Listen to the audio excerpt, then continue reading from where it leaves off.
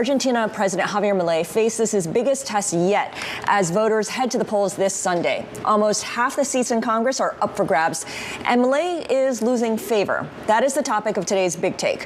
One political consultant told Bloomberg, quote, "The working class voted for him based on economic expectations that haven't been met. Milei isn't the same man he was 2 years ago."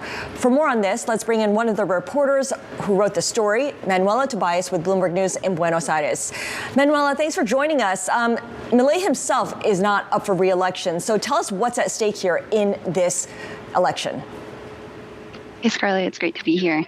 Yeah, so there's nearly half of Congress up for grabs this Sunday, 1/3 of the Senate and half of the House. Milei's party was founded in 2021, so there's no chance that he could get a chance at a simple majority.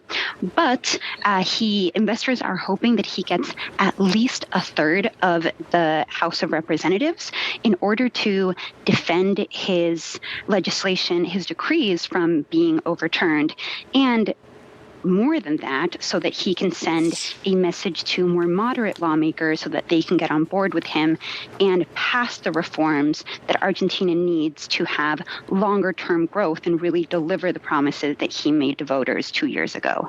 What chances does Javier Milei have to secure 1/3 of the seats in the lower house?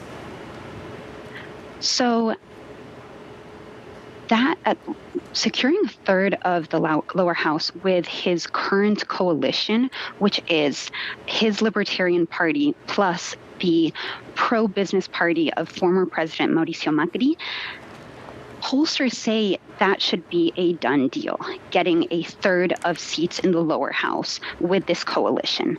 The question is, by how much can he surpass that mark? If he barely scrapes by, that's going to raise questions about how long that coalition stays together and whether it's able to really pass longer-term reforms. Whereas if he's able to surpass that mark by a wide margin, there's going to be a really good momentum going forward, and also convincing these moderates across the aisle to work with him and actually pass legislation.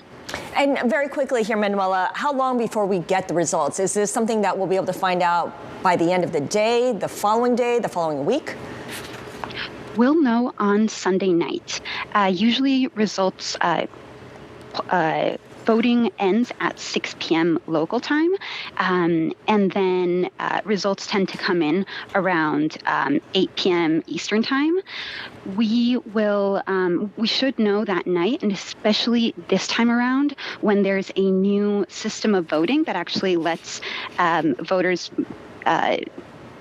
report their vote in a single ballot, which should hopefully give us answers before it gets too late in New York. All right, good stuff. And of course, you will be among those monitoring that. Manuela, thank you so much. Manuela Tobias with Bloomberg News in Buenos Aires.